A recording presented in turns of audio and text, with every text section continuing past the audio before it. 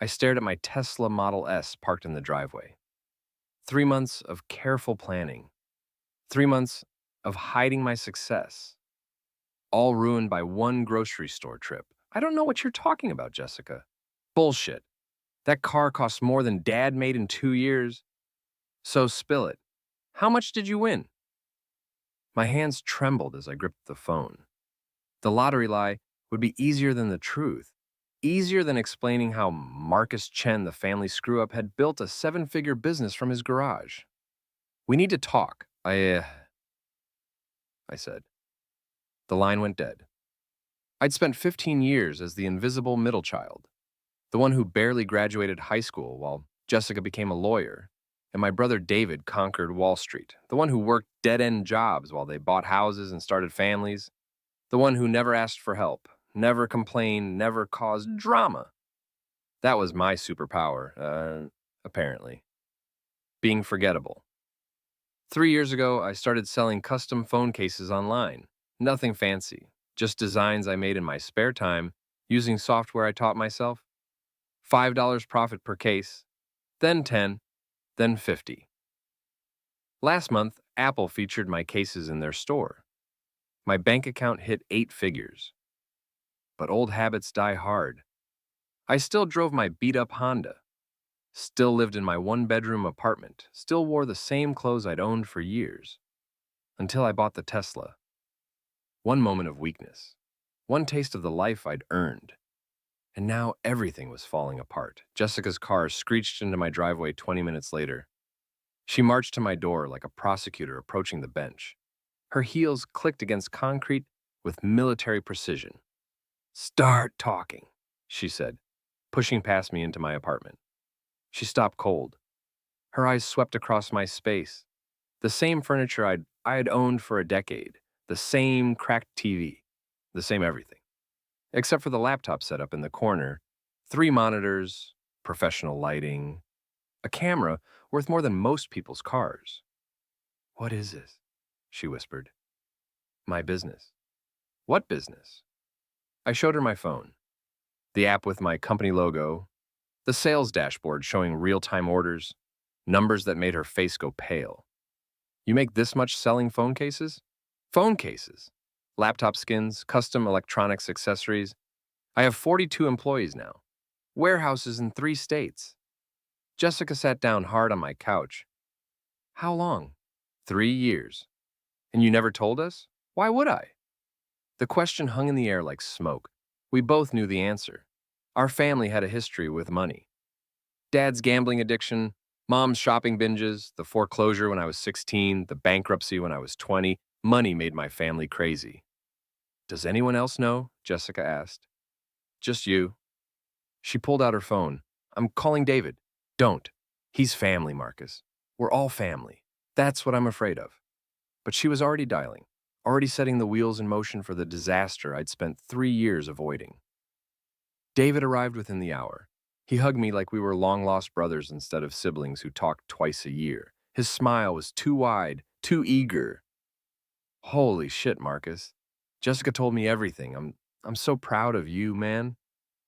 "Thanks. So what's the plan? Investment opportunities?" "I know some guys who could help you diversify. Real estate, crypto, the works." There it was. Less than 5 minutes, and he was already positioning himself as my financial advisor. "I'm good, David, thanks." "Come on. You can't just sit on that kind of money. Inflation alone will kill you. You need professional management." "I said I'm good." His smile flickered. Just for a second. But I caught it. Jessica cleared her throat. "Actually, Marcus, I was thinking you might want to help Mom and Dad with their mortgage. They're struggling with the payments." "Since when?" "Since always. They just never wanted to burden you." Funny how I went from family screw-up to family salvation in the span of an afternoon. "How much do they owe?" "Maybe 200,000. David could get you the exact numbers."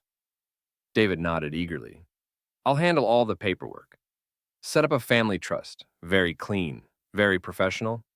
I looked at my siblings, really looked at them. Jessica in her $1,000 suit, David in his custom-tailored shirt. both of them suddenly very interested in my well-being. Let me think about it.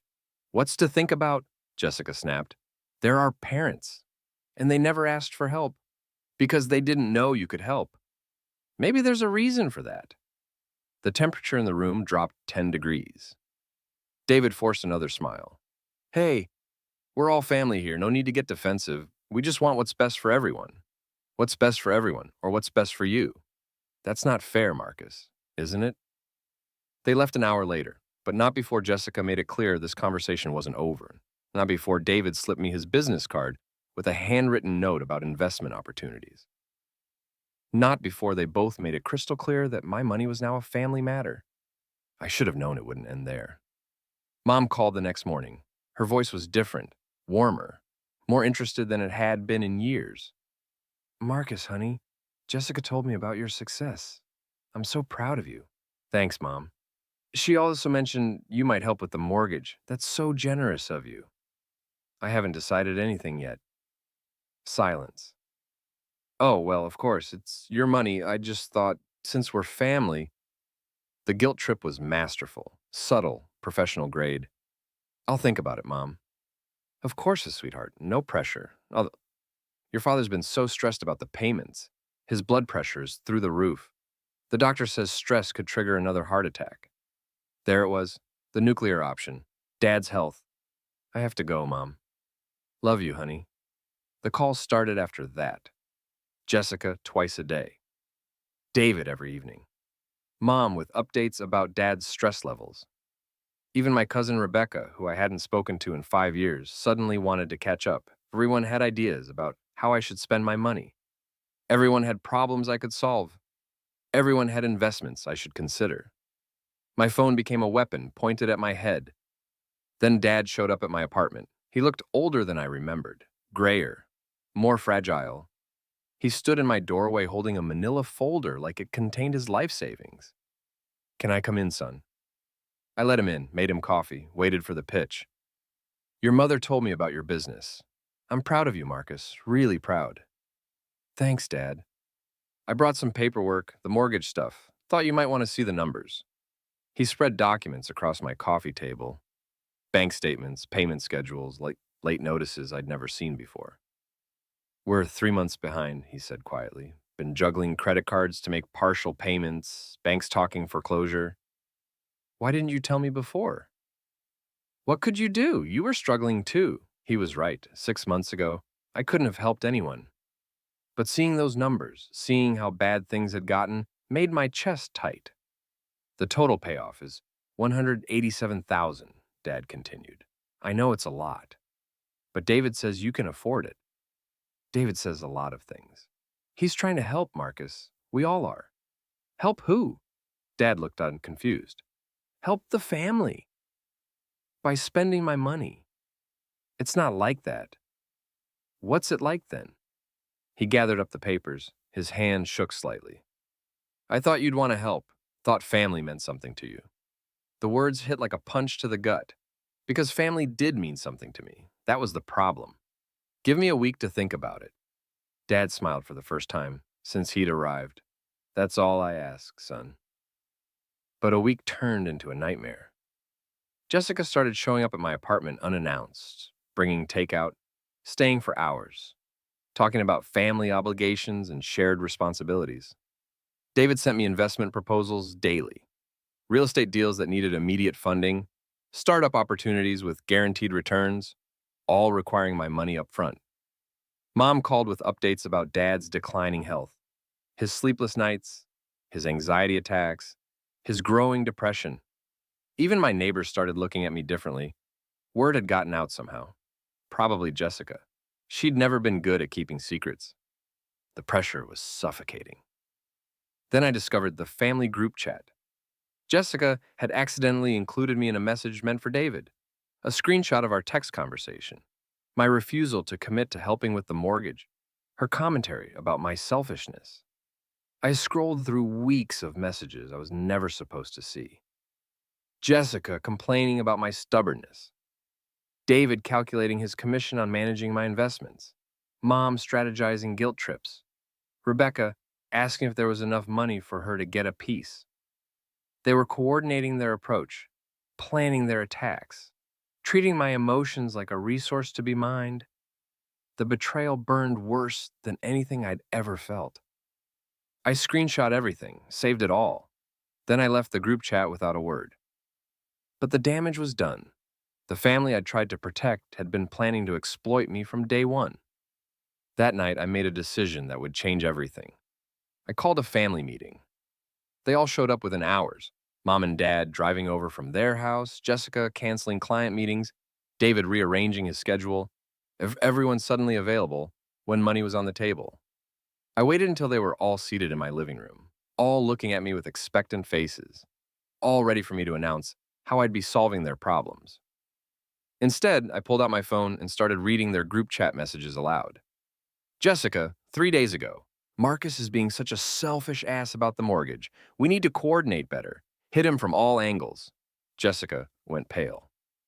David, 2 days ago. If I can get him to invest $2 million, my commission alone would be 6 figures. This is our ticket. David started to speak, but I kept reading. Mom, yesterday. The heart attack angle is working. He's softening. Keep pushing the health stuff. Mom's face crumpled. Rebecca, this morning, is there enough for a house down payment? I've been waiting tables for 3 years. The silence in the room was deafening. Anything you want to say? I asked. Jessica found her voice first. Marcus, you don't understand. We were just what? Just planning how to manipulate me? Just treating me like an ATM with feelings? That's not fair, David said. We're family. We're supposed to help each other. Help each other? When's the last time any of you helped me? You never needed help, Mom whispered. I never asked for help. There's a difference. So what now? Dad asked. You're going to abandon your family over some text messages? I'm not abandoning anyone. I'm protecting myself. From what? From you. The words hung in the air like a confession. I'm not your lottery ticket, I continued. I'm not your retirement plan. I'm not your solution to every financial problem you've created. But you could help, Jessica said. You have more money than you could spend in 10 lifetimes. So you have a responsibility. To who? To family. Family doesn't plot against each other. Family doesn't coordinate manipulation campaigns. Family doesn't treat each other like resources to be exploited. I stood up, walked to my laptop, pulled up my banking app. You want to see my money? Here it is.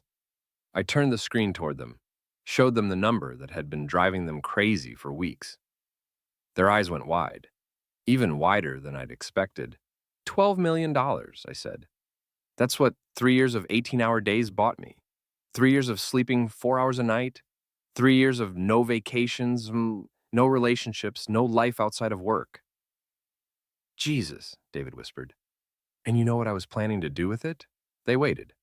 Share it, not all of it, but enough. Dad's mortgage, Jessica's student loans, David's credit card debt, Mom's medical bills, all of it. Mom started crying. I had a plan, a real plan. Not David's investment schemes or Jessica's guilt trips. A plan to help everyone without destroying what I'd built. You still can, Dad said desperately. No, I can't. Why not?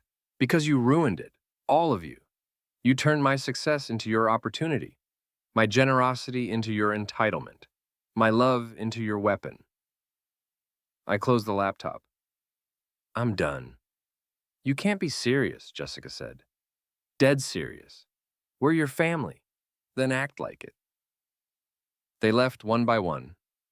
Dad first, clutching his mortgage papers, Mom following, still crying. David trying one last pitch about forgiveness and second chances. Jessica threatening legal action, as if she could sue me for not being generous enough. Only when the last car pulled out of my driveway did I realize I was shaking. But it wasn't fear. It wasn't sadness. It was relief. The phone calls started immediately. Angry voicemails, tearful pleas, threats and bargaining and promises to change. I blocked them all.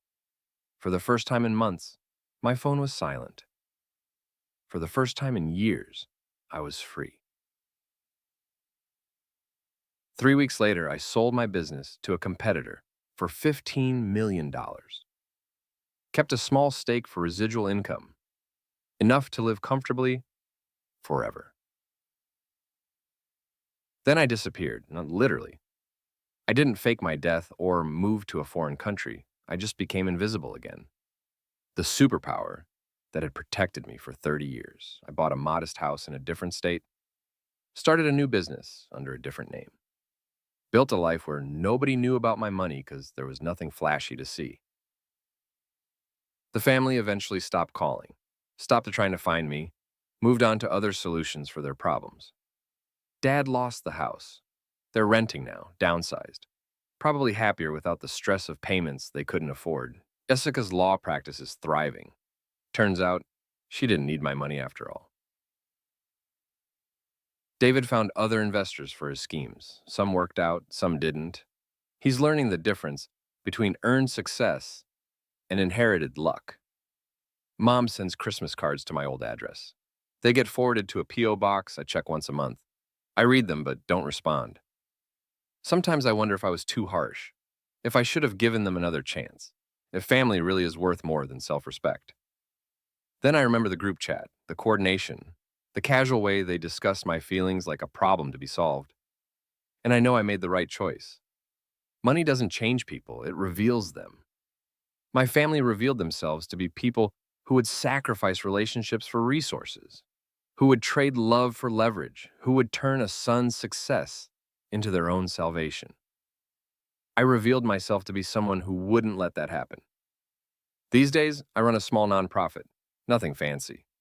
We help kids learn business skills, teach them about money management, show them how to build something from nothing. Some of them remind me of myself at that age, invisible, underestimated, hungry for something more. I tell them the same thing I wish someone had told me.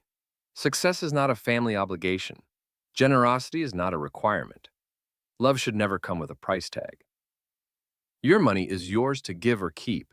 Your choices are yours to make. Your boundaries are yours to defend. And sometimes protecting yourself means disappointing the people who claim to love you most. It's a hard lesson, but it's an important one. Because at the end of the day, you have to live with your decisions, not your family's expectations, not society's demands, not anyone else's version of what you should do with what you've earned. Just your own conscience, your own values, your own definition of what family really means. Mine means mutual respect, genuine care, support without strings attached, everything my biological family couldn't provide, everything I'm still looking for, everything I refuse to compromise on, no matter how much money is at stake. The Tesla still sits in my garage. I drive it sometimes when I want to remember what started this whole mess, what one moment of visible success cost me. But I don't regret buying it. I don't regret the choice that exposed my family's true nature, because hiding from the truth doesn't make it less true. And living a lie, even a comfortable one, isn't really living at all. My name is Marcus Chen. I'm 35 years old. I'm worth more money than my family will ever know. And I'm finally, completely, authentically free. That freedom cost me everything I thought I wanted. It was worth every penny.